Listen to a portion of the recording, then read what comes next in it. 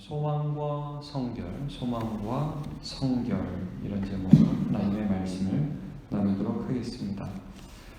요한계시록 21장에 가면 이제 20장까지의 그 용, 짐승의 세력과 바벨론 음녀의 멸망이 이제 나타나고, 주께서 다시 오셔서 새 하늘과 새 땅이 열리는 그런 장면을 보여주고 있습니다. 새 하늘과 새 땅을 여러 이미지로 표현하고 있죠. 신부다. 그래서 예비된 신부가 내려오는데, 또 그것을 또 뭐라고 말씀하냐면 거룩한 성 예루살렘이다, 이렇게 또 표현을 하고 있습니다. 그래서 어제 우리가 본 본문에는 이 거룩한 성 예루살렘을 이제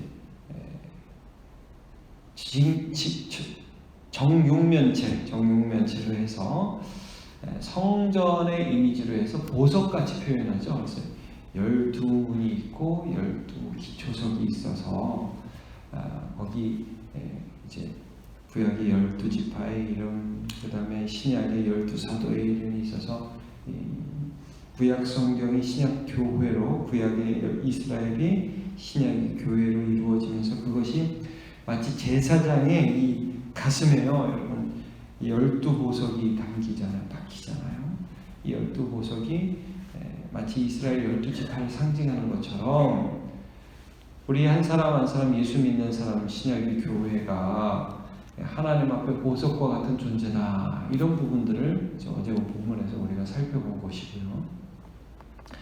오늘 본문에서 이제 이 새 예루살렘, 하나님의 어린 양이 신부가 된 교회를 또 어떻게 표현하고 있냐면, 주께서 다시 오실 때 그 영원한 하나님 나라에서의 교회죠. 이걸 어떻게 표현하냐면 성전의 회복이다, 또 하나는 에덴의 회복이다, 이런 측면에서 살펴보고 있습니다. 성전의 회복, 에덴의 회복. 오늘 본문에 보시면 이 새 예루살렘에, 여러분 우리 당연히 이런 생각을 할 수 있잖아요. 새 예루살렘이 이제 내려왔어요. 그럼 성전은 어디 있지? 이런 생각을 할 수 있잖아요. 왜냐하면 구약 성경에 보면 예루살렘 한가운데 성전이 있어서 하나님이 그들과 함께 하심을 나타내셨잖아요. 근데 보니까 성전이 없대요. 여러분 22절 보면 성 안에서 내가 성전을 보지 못하였으니, 성전이 어디 있지? 그러니까 이렇게 답이 나오는 거죠.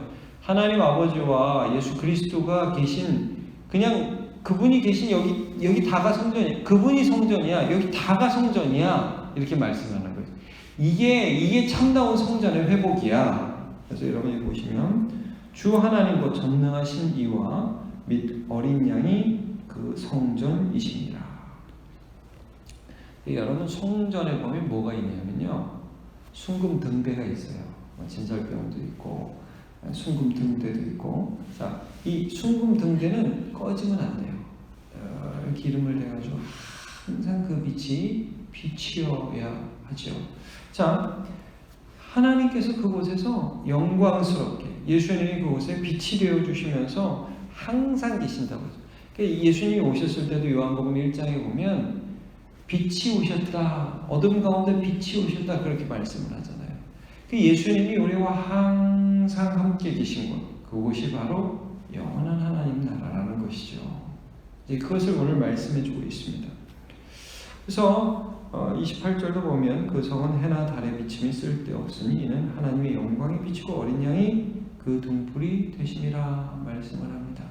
이것은 이사야 60장 19절을 인용해서 쓴 말씀인데, 제가 이사야 60장 19절 말씀을 읽어드리겠습니다. 다시는 낮에 해가 내 빛이 되지 아니하며 달도 내게 빛을 비추지 않을 것이요 오직 여호와가 내게 영원한 빛이 되며 내 하나님이 내 영광이 되리니, 이런 말씀을 하고 있습니다. 그 말씀을 그대로 여기 요한계시록에 쓰고 있죠. 이제 성문 가운데서 하나님의 영광이 되시는 거예요. 이제 22장에서도 계속 이 이미지가 나오는데요. 22장 오늘 보면 맨 끝에 5절에 보면 다시 밤이 없겠고 등불과 햇빛이 쓸데없으니 이는 주 하나님이 그들에게 비치심이라. 그들이 세세토록 왕 노릇하리로다. 이런 말씀을 하고 있습니다. 성전의 회복, 하나님이 떠났다 이거예요. 하나님이 원래 죄인들을 떠나셨어요. 근데 성전이 무엇을 가리키고 있습니까? 그 하나님이 우리와 다시 함께 하시겠다. 이게 성전이죠. 그래서 약속으로 예루살렘에 한 건물을 주셨어요. 성소를 주시고 성소 안에 지성소를 주셔서 하나님의 임재, 하나님과의 만남이 회복될 걸 예표로 주셨죠. 그 성전 건물의 실제 표상으로 예수님이 이 땅에 오셨습니다. 이 성전을 헐라 내가 사흘 만에 다시 세우리라 성전된 자기 육체를 가리켜서 말씀하셨죠. 그리고 이 예수 그리스도를 믿는 자들을 가리켜서 고린도전서에 보면 너희가 하나님의 성전이다 그랬습니다.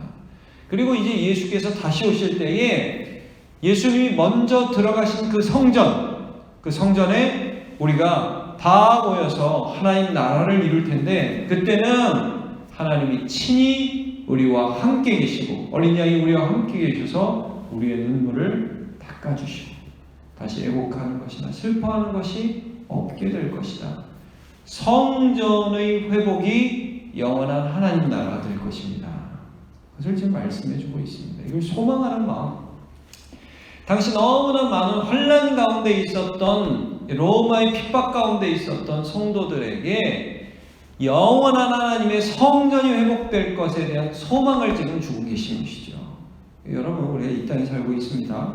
이 땅에 살고 있는데 이 땅에는 눈물도 없고, 때로는 분명히 하나님이 우리 안에 살아계십니다. 성령이 역사하시면서도 우리가 가끔 헷갈릴 때가 있어요. 하나님이 계신가? 나는 혼자인 것 같고. 그때 이 요한계시록 말씀을 통해서 반드시 예수 그리스도를 통해서 성전이 회복되겠구나. 이걸 믿는 믿음을 우리가 가지시기를 바랍니다. 이 성전에서 굉장히 중요한 문제가 뭐냐면, 그 성전은요, 여러분 구약 성전을 보면 못 들어가는 곳이에요. 그 성전에 문이 있어요.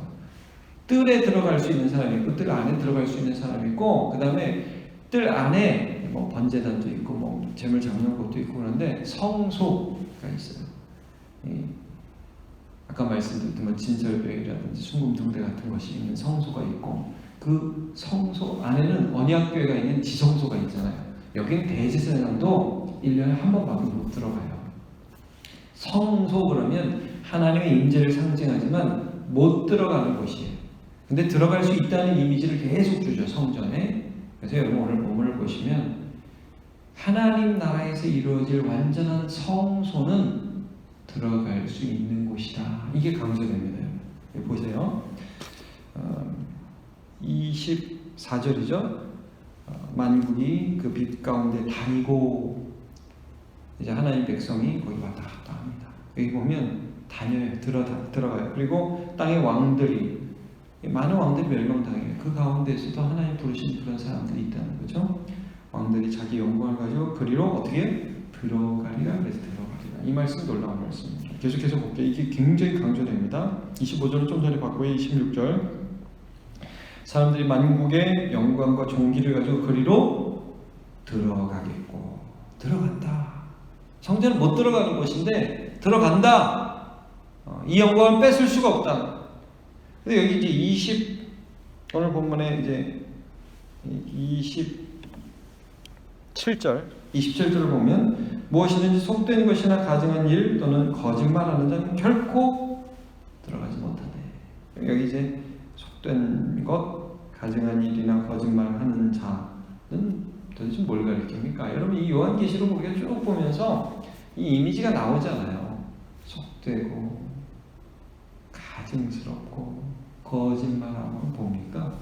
용과 짐승, 사탄의 세력, 바벨론, 음녀, 이런 그들이 가증한 일을 하죠. 바벨론 음녀 이미지를 보면 붉은 옷을 입고 온갖 가증한 이름들을 쓴 그런 멍한가를 쓰고, 이런 말씀들이 계속 나오잖아요. 짐승의 표를 받고. 이게 여러분 이게 무슨 말씀이냐면, 당시 로마의 핍박 가운데 적당히 세상과 타협해서 하나님 섬기는 것 갖다가 배교한 자들이라든지, 이 세상과 타협해서 죄 지으면서 설렁설렁 살아가면서 나 하나님 믿네, 이런 사람들은 못 들어간다. 이게 못 들어간다. 세상과 타협하고 세상과 연합한 자는 못 들어간다. 그럼 이런 자들과 대조되는 게 어떤 자들입니까? 오직 어린 양의 생명책에 기록된 자들이라고 말씀을 하고 있습니다. 여러분 3절을 보실까요? 3절을 보시면 22장 3절을 보시면 다시 저주가 없으면 하나님과 그 어린양의 보좌가 그 가운데 있으리니 그의 종들이 그를 섬기며 그의 얼굴을 볼 것이요 그의 이름도 그들의 이마에 있으리니. 이 여기실은 계속 강조되죠, 여러분. 이마나 손에 짐승의 표를 받은 자가 계속 나옵니다. 얘네들은 안 된다 이거죠. 세상과 타협하는 자, 세상을 하나님으로 섬기는 자, 돈을 하나님으로 섬기는 자, 이것을 위해서 거짓말하고 가증스럽게 기꺼이 살아가는 자는 하나님의 나라에 들어가지 못한다. 분명히 말씀합니다.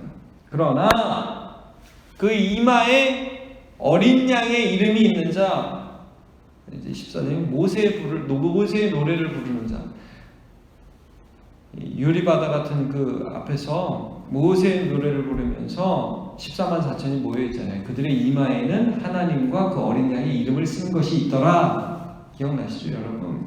그러니까 이 세상에서 하나님을 섬기는 자, 믿음을 가진 자, 그냥 말로만 믿음, 이게 아니라 삶에서 증명된 믿음을 가진 자, 이런 자들은 성전에 들어간다. 이게 들어간다. 이제 22장에서는 이거를 어떤 의미로, 어떤 이미지로 표현하고 있냐면 이제 에덴의 회복으로 표현을 합니다. 여러분 22장 1절과 2절을 보시면 또 그가 수정같이 맑은 생명수의 강을 내게 보이니, 맑은 생명수, 여러분 에덴에 보면 에덴을 중심으로 4개의 강이 쫙 흐르잖아요. 그러면서 에덴에 생명나무가 있죠. 근데 여기 2절에 보면 길 가운데로 흐르더라. 강 좌우에는 생명나무가 있다. 생명나무가 한 개가 아닌 것 같아요. 이 나무 분인 것 같아요. 그래서 이 에덴은 여러분 생각해 보시면 선악을 알게 하는 나무와 생명나무가 있었는데 아담이 선악을 알게 하는 나무를 따먹고 나서 하나님이 생명나무로 가는 길을 불칼로 이렇게 두르시면서 거기를 못 가게 막으세요. 그런데 이 에덴의 회복을 보면 생명나무가 확 오픈이 돼요. 누구든지 다 먹을 수 있어요. 이 죽음이 없는 곳이에요. 영원한 생명이 있는 곳이에요. 강을 생명수라고 그랬어요. 그래서 이거는 에스겔 47장의 이미지를 그대로 따온 것입니다. 여러분 에스겔 47장에 보면 어떤 이미지가 나오냐면 이 에스겔이 마지막에 마른뼈 환상을 본 다음에 성전 문지방에서 물이 흘러나와요. 근데 그 물이 점점 차 올라가지고 아라바까지 흘러간다. 여기 이 광 좌우에 막 그 나무들이 나오고 그 잎사귀는 사람들의 병을 치료하는 치료제가 되고, 이런 말씀이 에스겔 47장에 나오잖아요. 그 이미지가 그대로 나왔어요. 근데 여러분 그때 에스겔 47장에 보면 그 물이 어디서 흘러나오냐면 성전 동쪽 문지방에서 흘러나옵니다. 에스겔 47장에. 근데 오늘 보세요. 그 물이 어디서 나오죠? 여기 오늘 보면은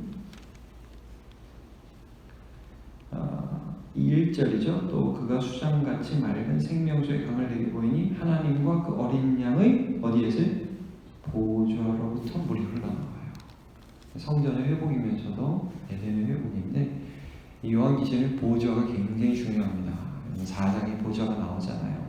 하나님의 통치를 말씀하고 있는 그 보좌예요. 그 보좌에서 생명의 근원이 흘러나와서 우리가 영원한 생명을 누리게 된다. 거기는 아픈 것이나 애곡하는 것이나 이런 것들, 눈물이 다시 없게 될 것이다. 그 나라를 소망하는 마음을 우리가 주고 있어요. 소망을 잃으면 안 돼요.